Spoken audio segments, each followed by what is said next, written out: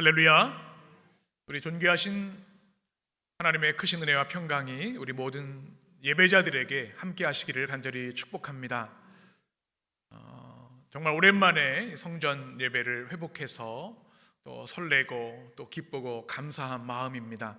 우리 성도님들도 이 성전에 내가 다시 올랐구나 하는 뭉클한 마음 있으실 줄 압니다. 정말 뵙고 싶었고 이렇게 만나 뵈서 너무나 기쁩니다. 또 지금 가정에서 온라인으로 예배하는 우리 성도들이 많이 계십니다. 그 성도님들 뵙고 싶고 또 하나님께서 가정에서 영과 진료 드리는 예배 또한 기뻐하시고 큰 은혜 주실 줄 믿습니다. 이 모든 코로나19 문제가 해결되어져서 안전한 일상 또 온전한 예배 회복이 있을 수 있도록 여러분 함께 기도해 주시기 바랍니다. 코로나19로 어렵고 힘든 시간들을 보내고 있지만 우리에게 펼쳐진 이 가을이라는 계절은 참 아름답습니다. 여러분 지난주에 가을 하늘을 한번 보신 적 있으십니까? 돈 드는 것도 아닌데 가을 하늘을 잘 못 보고 사는 것이 우리들의 모습이 아닌가 하는 생각을 합니다. 참 아름답습니다. 하나님의 창조의 신비와 아름다움이 담겨 있는데요.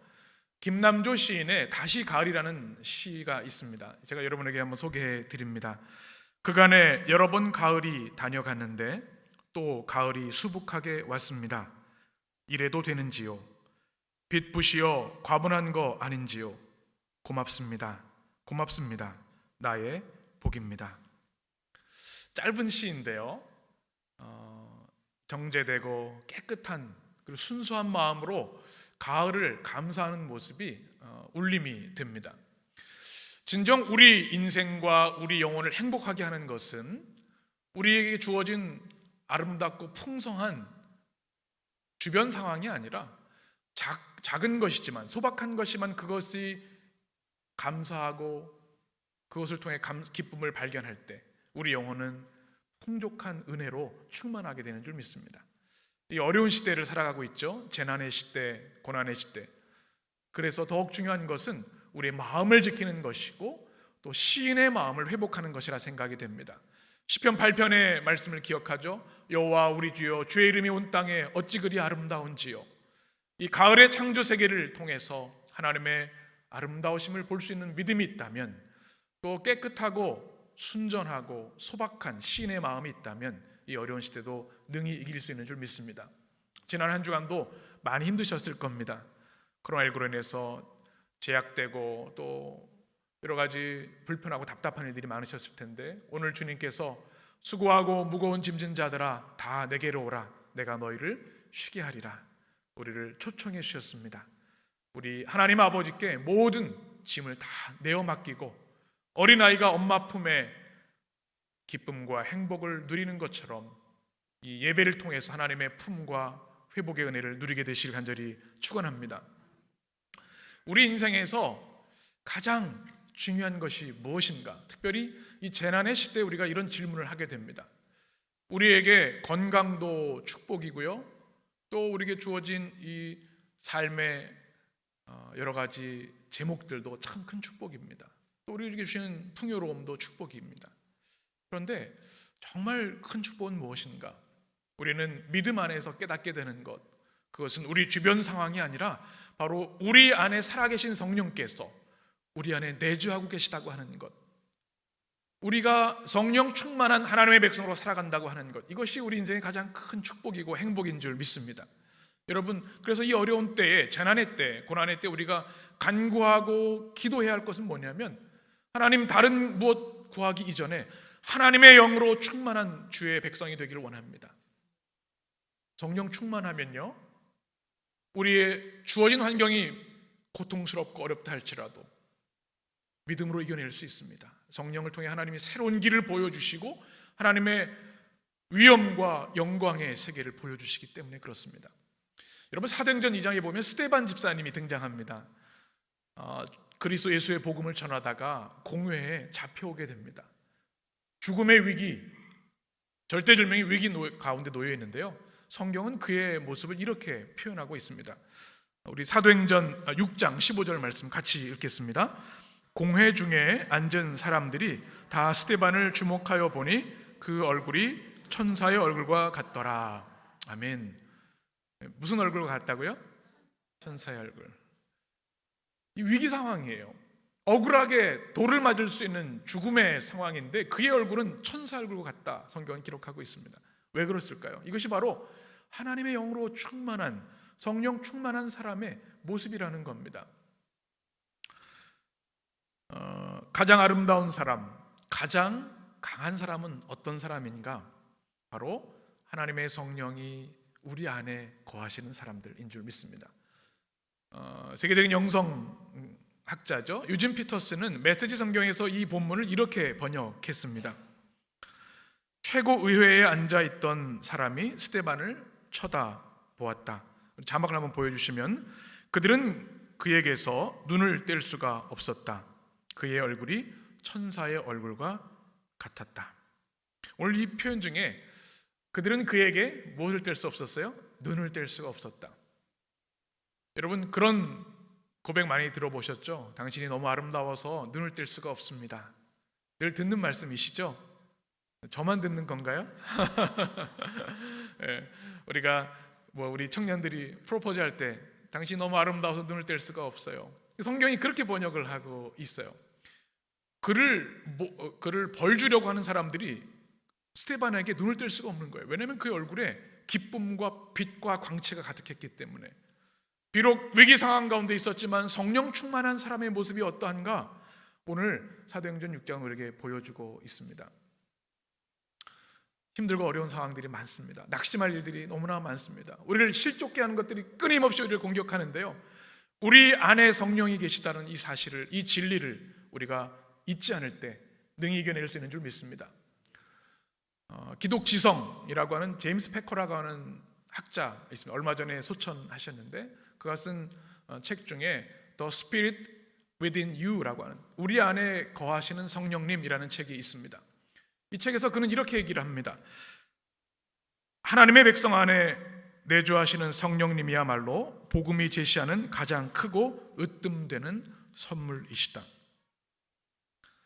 여러분, 이미 우리는 이 선물을 받은 사람들입니다. 아멘이시죠? 예수님을 우리의 구주로 영접할 때 성령을 우리에게 선물로 주셨기 때문에, 다만 우리가 그 성령님을 존중하고 의지하고 믿고 순종하는 것이 중요한 것이죠. 이 시대에서 중요한 게 뭐냐면 우리 안에 이미 내주하시는 성령님을 우리가 사랑하고 찬양하고 경배하고 높이고 그 성령님을 온전히 의지하는 것이 중요한 것이죠. 성령이 함께 하시면 모든 고난 능히 이겨낼 수 있습니다. 핍박과 죽음의 위기 가운데도 스데반처럼 천사의 얼굴로 찬양할 수 있습니다. 이 시대에 하나님의 영으로 충만한 우리 성도들이 되시길 간절히 축원합니다. 니에미야의 말씀, 이제 클라이막스로 가면서 하나님의 백성들의 변화가 있는데 그것이 뭔가 하면 그들의 심령에 외부의 조건이 아니라 그들의 영이 하나님의 성령으로 충만해진다는 사실입니다. 이제까지는 눈에 보이는 세계에만 급급했습니다. 불타버린 성전, 무너진 성벽. 그런데 하나님의 영으로 충만했던 느헤미야, 그를 통해서 그 무너진 성벽이 50일 만에 재건되었습니다. 그때 백성들이 느낀 가장 큰 소원이 뭔가 하면, 하나님, 이 성벽이 기적적으로 세워졌는데 그것보다 더 간절한 갈망은 우리 영혼이 하나님의 말씀으로 세워지는 것입니다. 학사 에스라의 말씀을 통해서 그들의 마음에 성령이 임하게 되어질 때 그들은 통에 자복하게 되었고 한 가지 소원을 갖게 됩니다. 그것은 뭔가 하면 하나님의 백성으로 살기를 원합니다. 거듭나기를 원합니다. 새로워지기를 원합니다. 그러면서 느헤미야와 그 지도자들 그리고 백성들이 6가지 약속을 하나님께 드린 거죠. 하나님의 백성이 되기 위해서, 거룩한 백성이 되기 위해서. 첫 번째가 무엇이었습니까? 우리 이방인들과 결혼하지 않겠습니다. 그것은 통혼, 금지 언약을 준수하겠다는 것, 믿음의 순수성과 거룩한 삶을 회복하겠다는 것이었고요. 두 번째는 무엇이었습니까? 안식의 명령에 순종하겠습니다. 안식일과 안식년 회복에 대한 말씀. 지난주에 나눈 말씀 세 번째는 무엇입니까? 하나님의 성전을 버려두지 않겠습니다. 성전 제단의 나무가 끊이지 않아 성령의 불이 타오르게 하겠습니다. 그리고 오늘 말씀, 이제 하나님 앞에 그 은혜를 감격하며 하나님의 영으로 충만한 그들은 하나님께 두 가지를 구별하여 드릴 것을 약속하고 있습니다. 여러분, 지금까지 살아오시면서 선물들을 많이 받으셨죠? 우리 작은 선물들 나누는 것은 참 큰 기쁨입니다. 큰 것 필요 없어요. 작은 것, 마음이 담긴 것이 충분합니다. 그런데 어떤 선물이 감동이 되시죠? 그것이 비싸야 되는 것일까요? 마음과 정성이 담기면 충분한 감동이 됩니다. 이 어버이날이 지났죠. 우리 자녀들이 어떤 선물을 줄 때 여러분 감동이 되세요? 비싼 거요, 이런 분도 계실 텐데 아마 대부분은 아이가 쓴 작은 편지 하나라도 마음과 뜻이 담겨 있으면 그 감동이 됩니다. 하나님도 마찬가지입니다.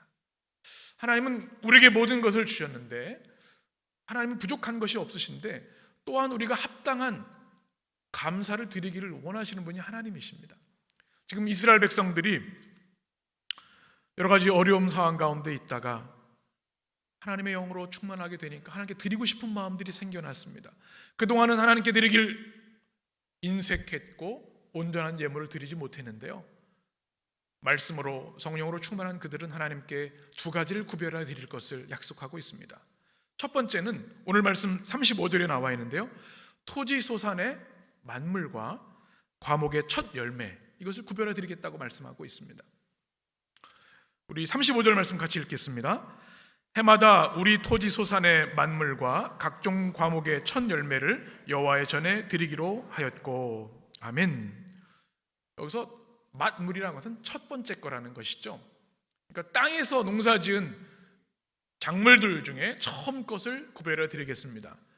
또 하나는 과목, 과일나무에서 나온 과일 중에 첫 열매를 하나님께 구별해 드리겠습니다. 이렇게 약속하고 있는 것입니다.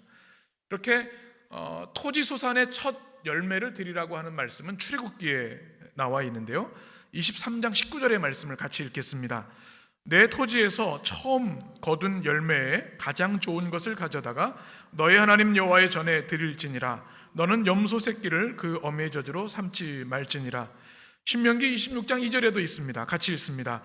내 하나님 여호와께서 내게 주신 땅에서 그 토지 만물을 거둔 후에 그것을 가져다가 광주리에 담고 내 하나님 여호와께서 그의 이름을 두시려고 택한 곳으로 그것을 가지고 가서. 아멘. 바로 땅에서 난 처음 것들을 구별해서 하나님이 두라고 하신 곳, 성전으로 가져오게 하라고 하는 주님의 율법의 말씀입니다. 그런데 왜 첫 열매를 드리라고 하시는 걸까요? 중간 것도 있고 어쩌면 나중에 나오는 것이 더 상품이 될 수도 있지 않겠습니까? 첫 열매는 중요한 의미가 있습니다. 여러분 농사 지어보신 분들도 많이 계시죠? 그리고 우리 교회 중에는, 우리 성도들 중에는 도시농부들이 계세요. 텃밭 가꾸시는 분들이. 추수감사절이 되면 본인들이 이렇게 농사 지으신 고구마, 배, 배추, 과일들 가져오신 분이 계신데요, 농사 지어온 분들은 아세요. 아무것도 없다가 처음 열매가 맺힐 때 그 감격과 신비, 농부의 눈에는 그게 보이는 겁니다. 바로 그것을 하나님께 드리라고 주님은 명하고 계시고, 이스라엘 백성이 그동안 그렇게 하지 못했던 것을 회개하면서 하나님, 우리 계신 이 처음 열매들을 드리겠습니다 약속하고 있는 것입니다. 하나님께서 왜 첫 열매를 드리라고 하셨을까요? 분명한 메시지가 있습니다. 이 땅이 너희 것이 아님을 기억하라는 주님의 메시지입니다. 여러분 땅 좋아하시죠? 사람의 가장 기본적인 욕망 중에 하나가 자기 땅을 갖는 겁니다. 그래서 고대나 중세를 보면요, 다 무슨 전쟁이에요? 땅 전쟁입니다. 영토 확장 전쟁입니다. 현대도 다르지 않아요. 자기 땅을 좀 갖고 싶어 해요. 그리고 또 이 토지 확장을 위해서 얼마나 많이 노력합니까? 그런데 하나님 주신 명령 말씀 뭐냐면, 너희들이 법적으로 종이 증서로 너희가 가진 것처럼 착각할 수 있겠지만 땅의 본래 주인은 하나님인 것, 나 여호와인 것을 너희는 잊어서는 안 된다는 것입니다. 이것이 바로 첫 열매를 드리게 하시는 하나님의 계획과 목적이신 거죠. 사람의 땅에 대한 욕심은 제어가 되지 않습니다. 잔인하고 비참한 전쟁들이 왜 일어났습니까? 땅 때문에 일어납니다. 이 시대에도 어쩌면 하나님 주시는 풍성한 은혜와 축복들이 있는데 땅을 넓히는 것에 모든 걸 쏟아내느라고 우리 주신 풍성함을 누리지 못하고 사는 일이 땅의 노예가 되는 일들이 많다는 겁니다. 하나님 이것을 멈추게 하십니다. 너희는 흙에서 왔고 흙으로 돌아갈 존재이지 땅의 주인이 아니다. 땅에서 너희들이 땀 흘려 일해서 열매를 맺었지만 그 땅의 주인이 나 여호와 하나님인 것을 잊지 말고 그 첫 열매를 구별하여 드리라. 이것이 바로 주님의 말씀입니다. 또 하나는 이런 메시지를 주시는 겁니다. 이 첫 열매를 드리게 하시면서 너희를 먹이는 것은 왕이나 영주가 아니라 나 여호와 하나님이다라는 말씀입니다. 농부들이 그런 고백을 하는 거죠. 우리가 땀 흘렸지만 땅도 하나님의 것이지만 자라게 하시는 분도 하나님이십니다. 햇빛을 주시고 물을 주시고 또 환경을 주셔서 열매 맺게 하셨으니 하나님의 은혜가 없었다면 이 열매를 우리가 먹을 수 없습니다. 그러니 우리가 열심히 일하고 돈 벌고 농사 짓고 열매를 거두는 것 같지만 우리가 땀 흘려서 우리 힘으로 먹고 사는 것 같지만 착각하지 마라. 너희를 먹이는 것은 나 여호와 하나님이다. 우리에게 말씀하고 계신 겁니다. 저는 어린 시절 참 따뜻한 추억들이 많이 있습니다. 저희 아버님이 시골에서 목회하실 때 연천 쪽에서 목회하실 때인데요. 사택에서 땅이 넓고 그래서 염소도 키워봤습니다. 그래서 염소젖을 짜서 어릴 때 먹었고요. 우리 그 계란도 닭을 키워서 먹고 그랬습니다. 새벽기도 끝나고 나면 우리 성도님들이 이렇게 뭘 가지고 오세요. 보면 어떨 때는 오이도 가져오시고 배추도 가져오시고 또 뭐 감자도 가져오시고 그러면서 이렇게 목사님 제가 농사지어서 처음 거둔 열매입니다. 하나님의 은혜로 거뒀지요. 주의 종에게 드리고 싶어서 가져왔습니다. 그 장면들을 저는 기억하고 있는데요. 그 행복한 권사님들, 집사님들의 얼굴을 잊을 수가 없습니다. 주의 종들도 기쁜데 하나님 얼마나 기뻐하실까. 처음 것을 구별하여 이 모든 것이 주님의 은혜가 없었으면 거둘 수 없는 것임을 고백하는 아름다운 믿음. 바로 이 시대에도 우리에게 필요한 줄 믿습니다. 그런데 이스라엘 백성이 어느 순간 이 첫 열매를 드리는 규정을 어기게 됩니다. 땅이 자신의 것이라고 하는 착각을 하게 되고 자신들이 거두는 물질, 곡식들이 자신의 것이라고 자만하게 됩니다. 그리고 하나님께 드려야 할 것들을 드리지 않고 가증한 예물을 드리는데 이것이 말라기에 기록되어 있습니다. 말라기 1장 7절 8절의 말씀을 같이 읽겠습니다. 너희가 더러운 떡을 나의 제단에 드리고도 말하기를 우리가 어떻게 주를 더럽게 하였나이까 하는도다. 이는 너희가 여호와의 식탁은 경멸히 여길 것이라 말하기 때문이라. 만군의 여호와가 이르노라. 너희가 눈먼 희생 제물을 바치는 것이 어찌 악하지 아니하며 저는 것 병든 것을 드리는 것이 어찌 악하지 아니하냐. 이제 그것을 너희 총독에게 드려보라. 그가 너를 기뻐하겠으며 너를 받아주겠느냐. 아멘. 하나님께 드려야 할 가장 소중한 것들이 아니라 가증한 것들, 오늘 성경에 보면 더러운 떡, 눈먼 희생물, 그러니까 송아지를 드리는데 병들고 죽기 직전의 것들을 드리는 겁니다. 먹다가 남은, 쓰다 남은 것들을 드리는 것이죠. 이것을 하나님이 아시고 진노하시는 겁니다. 왜냐하면 바로 그 예물들을 통해 하나님을 모욕하고 경멸하는 것이기 때문에 하나님은 진노하시는 거죠. 그런데 이 자신의 죄악을 이제는 회개하고 하나님께 약속을 하는 겁니다. 근데 상황이 좋지는 않아요. 바벨론 포로 생활을 오래 했기 때문에 뭐 가진 것이 없습니다. 예루살렘에 돌아왔지만 이제 성벽 세웠을 뿐 경제 기반이 아무것도 없습니다. 그런데 이렇게 고백하는 겁니다. 하나님, 이제 하나님의 거룩한 백성이 되었으니 이제 농사를 지어 열매를 맺게 되면 우리가 다시 땅의 토지 소산과 과목의 첫 열매를 하나님께 구별하여 드리겠습니다. 이렇게 고백하고 있는 것입니다. 하나님이 그 고백을 기뻐하시고 영광 받으시는 줄 믿습니다. 우리는 도시 생활을 하고 있어서 농사를 짓지 않아서 철 열매를 드리고 싶어도 드릴 수 없는 현대 생활을 하고 있죠. 이 출애굽기나 레위기의 말씀을 이 현대 사회에 그대로 적용할 수는 없습니다. 다만 그 정신, 그 마음, 그 신앙은 우리에게 필요합니다. 어떤 청년들은 처음 간절히 소망하며 들어가게 된 첫 직장에서 첫 월급을 하나님께 구별해 드리는 모습을 저는 기억합니다. 또 아이가 태어나서 처음 교회에 왔을 때 하나님, 이 아이를 축복해 주셔서 처음 주의 성전에 나왔어요, 이 인생을 축복해 주세요 하며 감사 예물을 드리는 모습도 보았습니다. 각기 우리 삶의 자리에서 하나님 주신 그 처음의 은혜들을 기억하며 우리는 하나님께 감사할 수 있는 것이죠. 고백적인 감사, 믿음의 감사가 필요한 것입니다. 우리 교회는 첫 주일 감사 예배에 아름다운 전통이 있습니다. 무엇일까요? 하나님, 지난달도 하나님의 은혜가 없었다면 살 수 없었고 이제 허락하신 새 달도 하나님이 지켜주시지 않으면 살 수 없습니다. 우리 주 예수 그리스도께서 부활하신 첫 주일을 기념하며 구별하여 하나님께 예배하며 드립니다.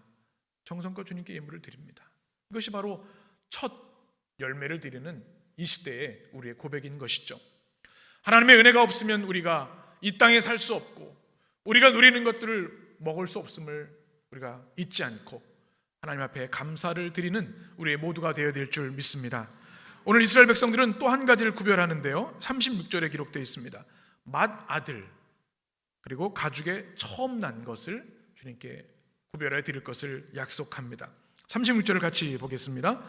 또 우리의 맏아들들과 가축의 처음 난 것과 소와 양의 처음 난 것을 율법에 기록된 대로 우리 하나님의 전으로 가져다가 우리 하나님의 전에서 섬기는 제사장들에게 주고. 아멘. 여기 보면 맏아들, 또 처음 난 것이라고 하는 말씀이 있습니다. 여기서 바카르라고 하는 단어가 공통적으로 사용되고 있는데 이 단어는 태를 처음 열고 나온 자라는 뜻입니다. 그러니까 맏아들은 첫 아들이 되고요, 또 처음 초태생이라고 하죠. 처음 태어난 그 짐승을 하나님께 드리겠다는 약속인 거죠. 이 고대 근동에서 장남에게는 큰 힘이 있었습니다. 특권이 있었습니다. 바로 그 가문을 이어가는 계승자였고요, 또 가정을 통치하는 통치권이 있었습니다. 다른 아들들과 달리 부모님의 유산도 2배를 받을 수 있었습니다. 고대 사회의 말이죠. 그래서 맏아들이라고 하는 것은 그 당시에 굉장히 큰 지위가 있었던 이입니다. 그런데 그것을 하나님께 드린다는 겁니다. 첫 초태생도 마찬가지죠. 이 첫 생명이라고 하는 것은 중요한 의미가 있습니다. 가장 좋은 것이라는 의미가 있고, 또 하나는 나의 전부를 드리는 겁니다. 첫 아들 전부이지요. 그럼 어떻게 드릴 수 있겠습니까? 하나님께서 명하신 그 처음 생명들을 드리라고 하는 것은 믿음의 고백이 담겨 있는 것입니다. 하나님, 우리가 가지고 있는 이 자녀들, 또 우리 짐승들, 가축들, 아니 우리 자신조차도 우리의 것이 아닙니다. 생명의 주인은 살아계신 하나님 한 분이십니다라고 하는 고백이 담겨 있는 것이죠. 초태생과 맏아들을 드리는 이 고백은 하나님이 허락하신 우리의 생명, 우리의 것이 아니고 생명의 수여자이시고 생명의 주관자이시고 생명을 지키시는 분이 하나님이심을 믿습니다 하며 드리는 예물이 되는 것입니다. 여러분, 이 영성은 참 우리에게 중요합니다. 특별히 우리가 살아가는 현대는요, 생명 경시가 이루 말할 수 없습니다. 뉴스를 통해 매일 듣는 이야기들이 무엇입니까? 폭력, 잔인한 폭력, 또 사기, 또 성착취, 또 살인. 하나님 주신 이 생명을 파괴하는 이 시대의 죄악상들을 우리는 날마다 보고 있습니다. 왜 그렇습니까? 그 생명의 주인이 하나님이신데 그것을 그들이 인정하지 않고 자신의 것인 양 착각하고 있기 때문에 그렇습니다. 여러분, 여러분에게 주신 이 생명, 여러분의 인생을 소중히 여기고 감사하는 여러분 되셨으면 좋겠습니다. 이것은 그 무엇과 비교할 수 없는 가장 큰 하나님의 축복과 은혜이기 때문에 그렇습니다. 고대 사회에서 사람의 생명은 짐승과 다를 바 없었습니다. 왕이 얼마든지 죽일 수 있었어요. 군주가, 영주들이 그럴 수 있었습니다. 그런데 구약 성경에는 혁명적인 메시지가 있습니다. 모든 생명은 하나님의 것이니 너희가 함부로 할 수 없을지라. 그래서 종이나 짐승이나 다 존중받는 하나님 나라의 공동체를 구약 성경은 우리에게 보여주고 있습니다. 오히려 힘없고 아프고 고통하는 생명들을 사랑과 긍휼로 먹여야 하는 것이 성경의 가르침이었습니다. 생명을 소중히 여겨야 되기 때문에. 왜요? 그 생명의 주인이 하나님이시기 때문에 그렇습니다. 에베소서 2장 10절에 보면 이렇게 말씀합니다. 같이 읽겠습니다. 우리는 그가 만드신 바라 그리스도 예수 안에서 선한 일을 위하여 지으심을 받은 자니 이 일은 하나님이 전에 예비하사 우리로 그 가운데서 행하게 하려 하심이라. 아멘. 제가 전에도 소개해드렸는데 누가 우리를 창조하셨어요? 하나님이 창조하셨어요. 이것은 성경의 첫 출발이고 결론입니다. 우리는 누가 만드신 바라? 그가 만드신 바라. 이게 헬라어로 뭐라 그랬죠? 따라해 보실게요. 포이에마. 네. 이게 영어의 포임, 시라고 하는 단어의 어원입니다. 하나님의 작품이란 뜻이죠. 우리가 상품이 아니라는 겁니다. 평가할 수 있는, 팔 수 있는, 대체할 수 있는 그런 상품이 아니라 온 천하의 그 무엇과도 비교할 수 없는 하나님의 생명, 하나님의 최고의 작품이라는 것입니다. 여러분, 이 믿음, 이 진리가 여러분에게 흔들림 없게 되기를 축복합니다. 제가 사진 한 장 보여드릴 텐데요. 한번 보시면요, 이 사진이 가격이 얼마 정도 될까요?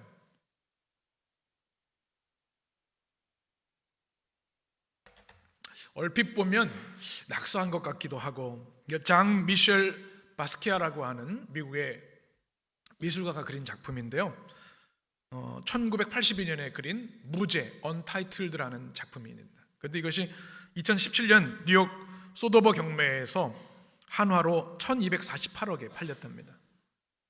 여러분, 아이들이 낙서하시면 그냥 놔두세요. 잘 보관하세요. 작품이 될 수도 있습니다. 우리가 보기엔 그냥 낙서 같은데요, 그 예술가의 예술성이 평가를 받아서 1000억이 넘는 평가를 받는데요, 여러분, 이 어떤 예술가와 우리 창조주 하나님과 어떻게 비교할 수 있겠습니까? 전지전능하시고 천지를 창조하신 하나님께서 여러분 한 사람 한 사람을 지으셨습니다. 우리는 그가 만드신 바라 우리에게는 그 누구도 빼앗을 수 없는 하나님의 신성, 하나님의 형상이 있다는 사실입니다. 이것을 인해 우리는 감사하고 감격하고 우리의 인생을 소중히 여기고 또 우리 곁에 있는 이웃들을 소중히 여겨야 되는 것이죠. 요한복음 10장 10절에서 11절에 보면 예수님이 이렇게 말씀하십니다. 같이 읽겠습니다. 도둑이 오는 것은 도둑질하고 죽이고 멸망시키려는 것뿐이요 내가 온 것은 양으로 생명을 얻게 하고 더 풍성히 얻게 하려는 것이라. 나는 선한 목자라. 선한 목자는 양들을 위하여 목숨을 버리거니와. 아멘. 예수님이 이 땅에 오신 이유가 뭐예요? 우리에게 생명을 주시기 위해서. 육신의 생명을 우리에게 이미 주셨는데 우리에게 영원한 생명, 죄로 인해 깨졌던 하나님과 관계 회복됨으로 십자가의 권능으로 우리에게 임하는 영생을 주시기 위해서 이 땅에 오신 거죠. 그리고 우리에게 풍성한 생명을 주시기 위함이라고 말씀하고 있습니다. 선한 목자가 되셔서 우리의 생명을 지키시고 보호하시고 풍성한 꼴을 먹여주시는 분이 좋으신 우리 주님이신 것이죠. 천지를 창조하실 뿐만 아니라 우리의 생명을 창조하셔서 우리 주인 되실 뿐만 아니라 우리를 행복하게 하시고 참 생명을 갖게 하시고 그리스도의 십자가로 영원한 생명을 누리게 하시는 하나님의 생명의 역사가 우리 안에 진행되고 있다는 사실입니다. 그러니 얼마나 소중합니까? 여러분을 그리스도 이름으로 사랑하시기 바랍니다. 하나님의 작품입니다. 우리 이웃들도 마찬가지예요. 내 자녀, 내 부하 직원 아니라 하나님의 형상으로 바라보십시오. 우리에게 주신 이 아름다운 가을의 창조물, 하나님의 작품입니다. 그걸 인해 우린 주님을 볼 수 있습니다. 그런데 또 하나 중요한 것은 하나님의 창조물인 우리 자신을 하나님께 거룩한 산제물로 드리는 겁니다. 로마서 12장 1절의 말씀 같이 읽겠습니다. 그러므로 형제들아 내가 하나님의 모든 자비하심으로 너희를 권하노니 너희 몸을 하나님이 기뻐하시는 거룩한 산제물로 드리라. 이는 너희가 드릴 영적 예배니라. 아멘. 이스라엘 백성들이 하나님의 말씀과 성령으로 충만했을 때 무언가 드리고 싶어 했습니다. 토지소산의 첫 열매뿐만 아니라 장자, 자신의 생명 같은 전부를 드리겠다고 고백하고 있는 겁니다. 또 초태생을 드리겠다. 이것은 무슨 얘기입니까? 하나님, 우리의 모든 것을 주님께 드리는 삶을 살기를 원합니다. 로마서의 말씀처럼 하나님이 기뻐하시는 거룩한 산 제물로 우리 온 존재를 드리기를 원합니다. 우리의 삶이 향기로운 제물이 되는 삶이 되기를 원합니다. 이 아름다운 고백이 얼마나 큰 영광이 되겠습니까? 제가 아침에 교회에 나오면 성경 묵상을 하고요. 그 다음에 읽는 책, 주님은 나의 최고봉이라는 책이 있습니다. 예전에 한번 소개해드렸는데요. 오스왈드 챔버스라고 하는 분의 책인데 365일 매일 묵상할 수 있게 해놓았습니다. 참 은혜가 많습니다. 이 책의 원래 제목이 My Utmost for His Highest라고 하는 단어 제목입니다. 우리말로는 최고의 하나님께 우리의 최선을 드립니다 라는 번역입니다. 그 하나님 얼마나 살아있는지 알 수 있는 대목이고요. 1월 1일 첫 번째 묵상에서 그는 이렇게 이야기합니다. 제가 소개해 드립니다. 예수님께서 우리 자신을 주께 내려놓으라고 하실 때 그렇지 못한다면 이는 매우 부끄러운 것입니다. 바울은 나의 결심은 지극히 높으신 최상의 하나님께 나의 최선을 드리는 것입니다 라고 고백했습니다. 하나님은 다 아십니다. 다른 모든 고려할 사항들을 내려놓고 하나님 앞에서 오직 이 한 가지만 생각하십시오. 최상의 하나님께 나의 최선을 드리리라. My utmost for His highest. 단호하게 결심하십시오. 온전히 그분을 위해, 오직 그분을 위해 살기로. 참 아름다운 감동의 고백인데 어떻게 이런 고백을 할 수 있습니까? 오늘 첫 소산과 첫 생명을 드리는 이스라엘 백성들의 고백 어떻게 할 수 있겠습니까? 하나님 우리 계신 이 생명을 비롯한 이 모든 것이 하나님의 것이고 하나님으로부터 왔음을 고백합니다. 이 모든 것이 하나님의 은혜입니다. 이 믿음이 있을 때 우리는 비로소 첫 생명 소산을 드릴 수 있는 것이죠. 사도 바울은 우리가 잘 아는 고린도전서 15장 10절에서 이렇게 고백합니다. 같이 읽습니다. 그러나 내가 나된 것은 하나님의 은혜로 된 것이니 내게 주신 그의 은혜가 헛되지 아니하며 내가 모든 사도보다 더 많이 수고하였으나 내가 한 것이 아니요 오직 나와 함께 하신 하나님의 은혜로다. 오로지 하나님의 은혜입니다 라고 하는 고백, 이 고백이 있을 때 우리는 처음 것을 드릴 수 있습니다. 마커스 찬양 중에 이런 찬양이 있습니다. 은혜 아니면 살아갈 수가 없네. 제가 이 가사를 읽어드리며 오늘 설교를 마치겠습니다. 은혜 아니면 살아갈 수가 없네.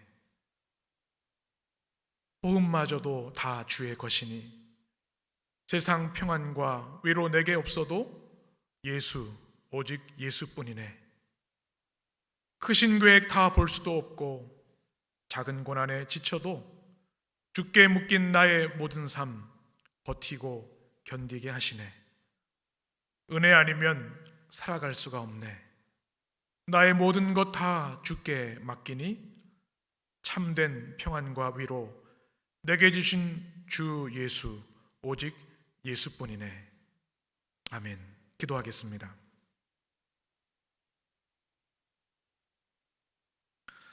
살아계신 하나님, 하나님의 영광스럽고 거룩한 주의 말씀 앞에 서게 하셔서 우리 심령들에게 주시는 주의 음성을 듣게 하시니 감사합니다. 하나님의 말씀과 성령으로 충만했던 이스라엘 백성들, 가진 것이 없었고 황폐화된 땅에 여전히 있었지만 하나님 토지 소산의 첫 열매를 구별하여 드리겠습니다.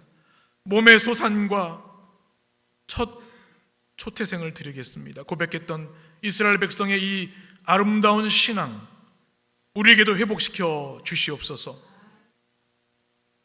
은혜 없으면, 은혜 아니면 단 1분 1초도 살 수 없는 우리들임을 고백하오니 우리의 생명 되신 주님, 우리 인생의 주관자 되신 주님, 우리를 주의 성령으로 채워주시고 축복하시고 인도하여 주옵소서.